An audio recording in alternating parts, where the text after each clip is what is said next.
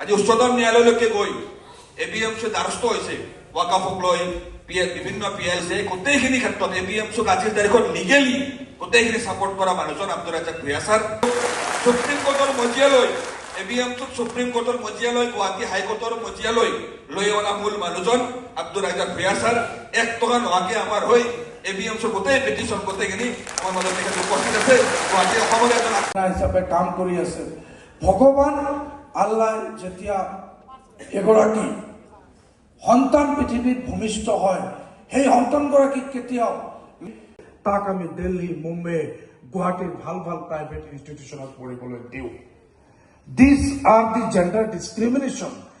এই অন্তৰায়সমূহ দূৰীকৰণ কৰিব লাগিব, তেতিয়াহে এখন ভাল ছাত্ৰ সমাজ, সুস্থ সমাজ, এখন ভাল হ'ব পাৰিম। আপোনালোকক মই আৰু এটা কথা ক'ব খুজিছোঁ।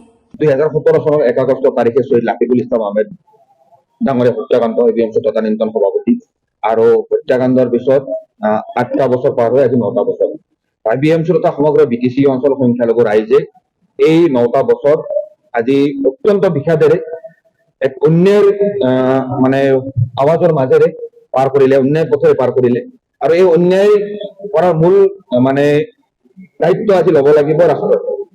আজি CBI ঘোষণা কৰা যি 3জন হত্যাকাৰী ৰূপা ব্ৰহ্ম, ভদ্ৰেশ্বৰ বসুমতাৰী আৰু ডিংকুৰ মুছাৰী 2021 চনতে CBI ঘোষণা কৰিছে যে এই 3জন হত্যাকাৰীয়ে ছহিদ লাফিকুল ইছলাম আহমেদক কোকৰাঝাৰ চহৰৰ নাতিদুৰীত, তিতাগুৰিত, তিনদুপৰতে বোলে হত্যা কৰিছিল। আৰু হত্যাকাণ্ডৰ সৈতে জড়িত থকা এই 3জন হত্যাকাৰীৰ সন্ধান দুটাক 2 লাখ টকাৰ পুৰস্কাৰ পৰ্যন্ত ঘোষণা কৰিছিল। তো এই 3জন হত্যাকাৰী আজিলৈকে CBI গ্ৰেপ্তাৰ কৰাত কোনো ধৰণৰ ভূমিকা গ্ৰহণ কৰিব নোৱাৰিল। CBI পৰৱৰ্তী সময়ত গোটেই হত্যাকাণ্ডৰ তদন্ত প্ৰক্ৰিয়াৰ চাৰ্জশ্বিট দাখিল কৰিলে। চাৰ্জশ্বিটতো হত্যাকাণ্ডৰ কোনো মানে মটিভ তেখেতসকলে উলিয়াব নোৱাৰিলে। ছহিদ লাফিকুল ইছলাম আহমেদৰ হত্যাকাণ্ড সংঘটিত হোৱাৰ সময়তে তেতিয়া তদানীন্তন অসমৰ মুখ্যমন্ত্ৰী সৰ্বানন্দ সোণোৱাল ডাঙৰীয়া, এই সময়ত BTC চিফ হাগ্ৰামা মহীলাই ডাঙৰীয়াকে আদি কৰি বিভিন্নজন ৰাজনৈতিক নেতাই স্পষ্টভাৱে কৈছিল বা বিভিন্ন ছাত্ৰ সংগঠনৰ প্ৰতিনিধি উপস্থিত হৈ স্পষ্টভাৱে কৈছিল যে ছহিদ লাফিকুল ইছলাম আহমেদৰ হত্যাকাণ্ড ৰাজনৈতিক হত্যাকাণ্ড। আমি APMC বাৰম্বাৰ দাবী জনাই প্ৰতিবাদ কৰিছিলো যে ছহিদ লাফিকুল ইছলাম আহমেদ ডাঙৰীয়াক ৰাজনৈতিক ষড়যন্ত্ৰৰ মাজেৰে হত্যা কৰা হৈছে।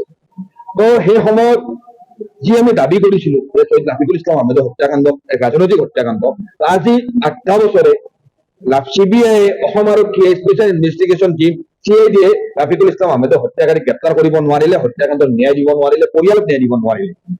যিসমূহ হত্যাকাণ্ডৰ হত্যাকাৰীক গ্ৰেপ্তাৰ নহয় তাত নিশ্চয় ৰাজনৈতিক শক্তি জড়িত হৈ থকাটো স্পষ্ট হৈ পৰে। এই অসমৰ ইতিহাসে নহয়, ভাৰতবৰ্ষৰ ইতিহাসে এই কথা বাৰে বাৰে প্ৰমাণ কৰি আহিছে। তো আমি স্পষ্টভাৱে আজি ছহিদ লাফিকুল ইছলাম আহমেদৰ 9ম মৃত্যু বাৰ্ষিকী অৰ্থাৎ যি ছাত্ৰ সংহতি দিৱস হিচাপে আমি প্ৰতি বছৰে পালন কৰি আহিছো, এইবুলি আমি গুৱাহাটীৰ মাছখোৱাস্থিত প্ৰাগজ্যোতি সাংস্কৃতিক প্ৰকল্পত অনুষ্ঠিত কৰিছো। ইয়াত গোটেই BTCৰ পৰা প্ৰায় 1.5 সহস্ৰাধিক APMC কৰ্মী, সমৰ্থক, শুভাকাংক্ষী উপস্থিত আছে।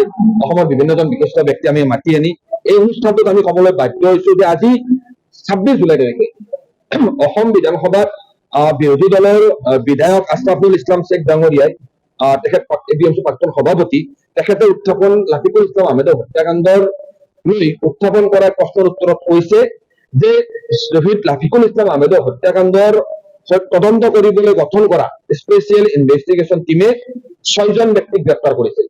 কিন্তু এই 6জন ব্যক্তিক গ্ৰেপ্তাৰ কৰাৰ ঘটনাটো কিন্তু সেই সময়ত বা এতিয়াও অসম আৰক্ষী বা অসম চৰকাৰে কেতিয়াও ৰাজত্ব কৰা নাছিল।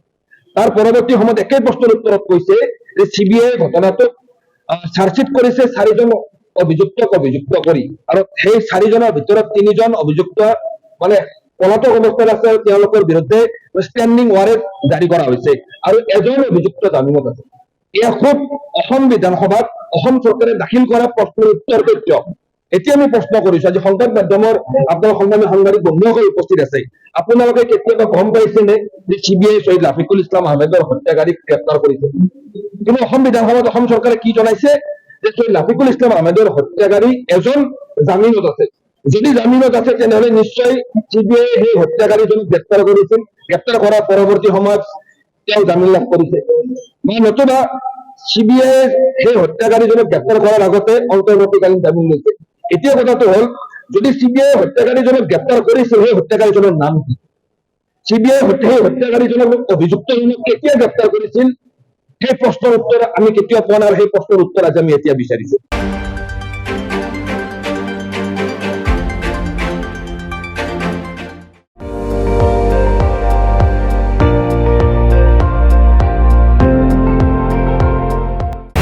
আপুনি চাই আছে ND24 সৰ্বশ্ৰেষ্ঠ নহয় সৰ্বোত্তমৰ দৌৰা।